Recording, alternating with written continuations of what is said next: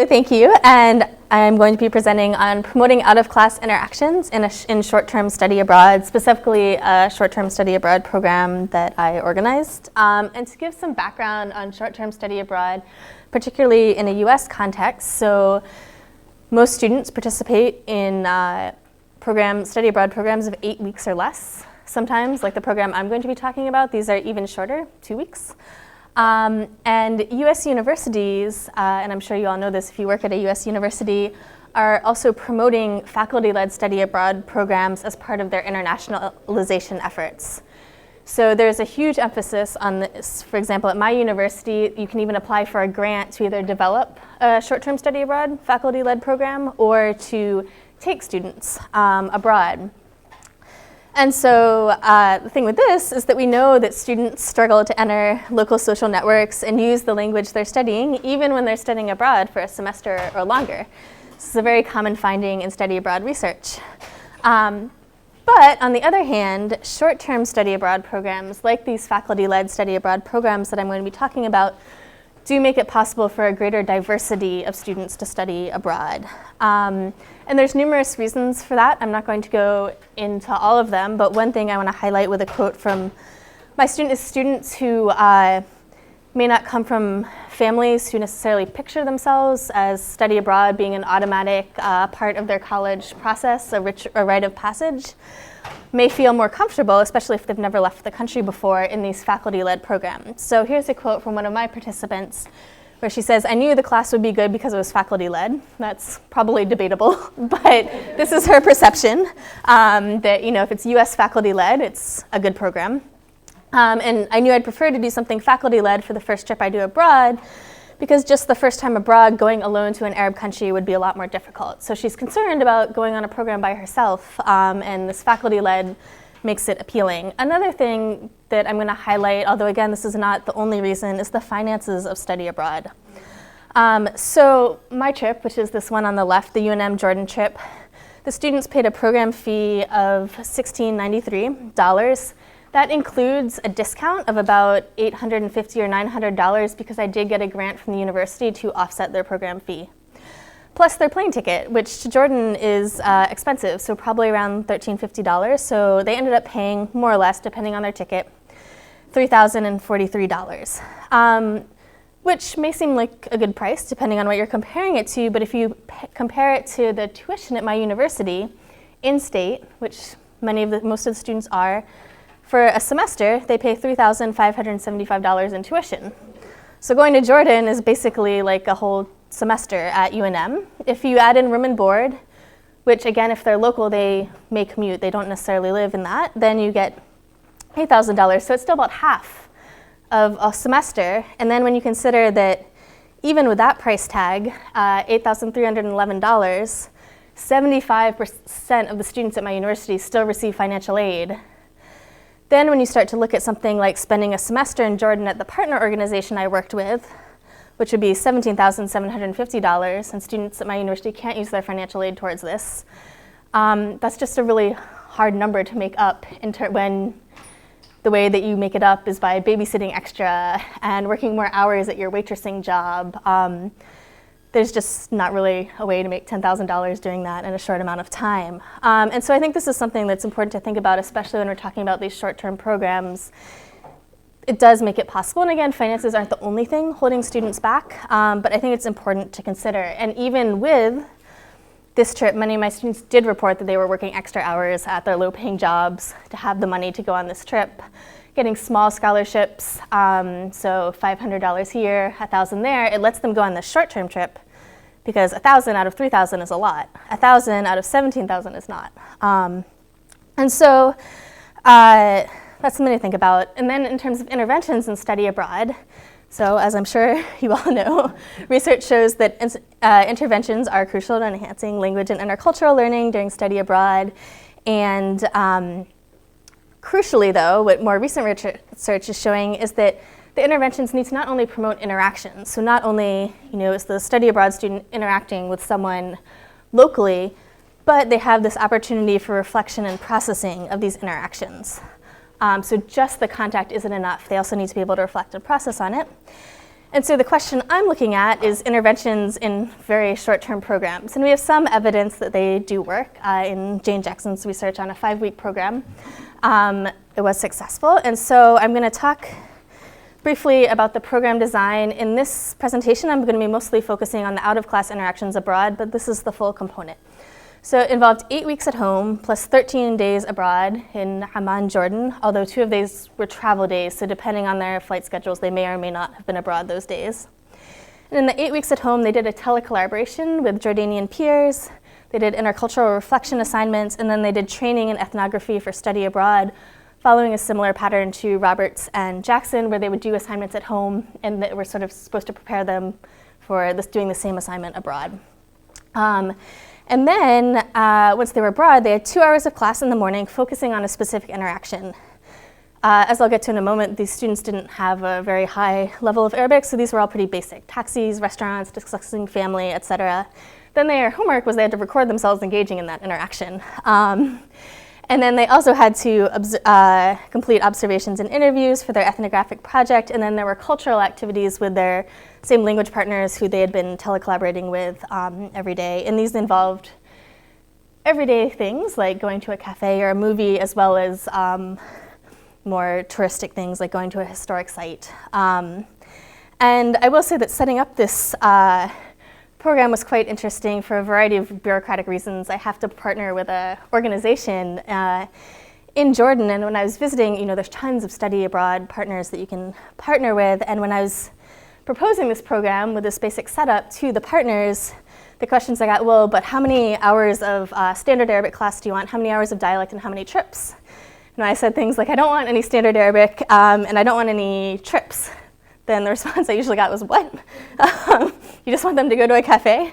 So, but the partner I did end up partnering with was very enthusiastic about this. And so that was sort of interesting for me, just realizing what the perception of what a short-term study abroad should look at versus what I was imagining it looking like. And my focus was essentially to get them interacting with Jordanian peers and then reflecting on their language and intercultural learning, rather than being in class for a set amount of hours a day or visiting Petra or whatever. So the participants were 8 out of the 12 students who went agreed to analysis of the work they completed for the class and 7 to an interview. Of those students, 4 were first year and 4 were second year, 4 male, 4 female, 4 non-Hispanic white, 2 Hispanic, 2 Asian American. They were all undergraduates in their late teens and early 20s. 9 out of 10 of the Jordanian language partners agreed to analysis and an interview, as well as the coordinator that I was working with. And all of the language partners were in their early 20s. They, for the most part, had very high social standing, except for 1. And also importantly, they had studied English since early childhood, which is standard in Jordan, and especially if you're in the upper class, your schooling may have been in English from the beginning. So there, and we'll get to this later, there's a very big language discrepancy between the students' Arabic abilities and their partners' English abilities due to larger global circumstances. And so the out-of-class interactions that I'm going to focus on are the service encounters that they recorded as part of their homework, conversations with their language partners that I observed or they told me about or they wrote about, and their ethnographic project research. So as part of this project, they had to observe and they had to just ask random people about their projects. And so for the service encounters, these were generally things like ordering food, making purchases, taxis. As you might expect, these were often very short. So here, Peter, it's 21 seconds long. He just says, I want a chicken parmesan sandwich and guava juice and water, that's it.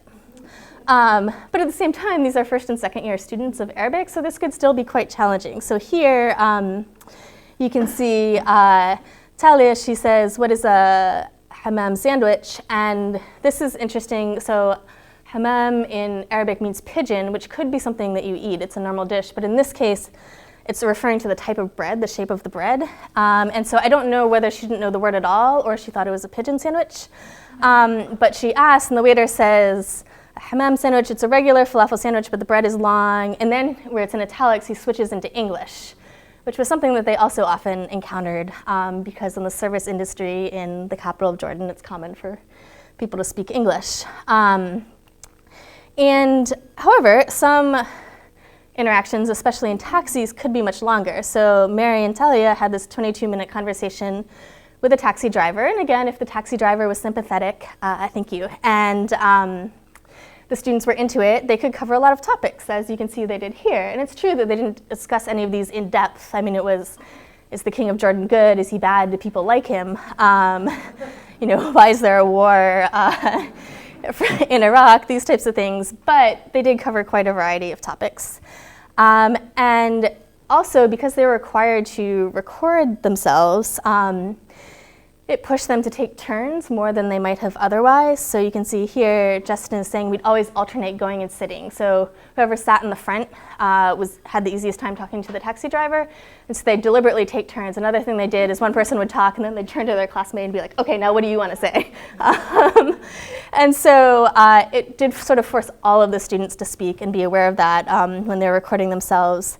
And then also push them to interact sometimes when maybe they would not have. So Bella says, you can speak English entirely in an Arab country. So having to go out and speak Arabic and force yourself to speak really, and those recordings motivated me to just like, a lot of it was cabs. And you know, she goes on and it gets easier for her. But they did say that even though it was terrifying, having to record themselves forced them to speak more, which was my goal, so that was good. In terms of the language partners, so they discuss a wide variety of topics with their language partners, from very practical questions to politics, sexuality, gender. This was primarily in English. I mentioned before there was a big gap between the English proficiency of the Arab students and the Arabic proficiency of the US students. And frequently, both the partners and the students really wanted to discuss these topics, and English made it possible. And you can see here in this quote from Justin, you know, he's a political science major, so is his partner. This is obviously a very interesting topic for them, so they're going to choose English and discuss it rather than, you know, limiting their conversation to buying tickets or something like that. And this is something I've seen in my previous research as well. There seemed to be this clear choice between making a friend over using the language. And so especially with these language partners that they had talked to before they came to Jordan, and that they were hanging out with every day in Jordan, the friendship was really valuable. And so also, because they had developed this friendship, then they could ask them cultural questions. So Mary's saying she can talk to them about these issues, even if she could do it in Arabic. She doesn't want to ask a random person on the street, you know, about gender issues or sexuality or politics or something like that.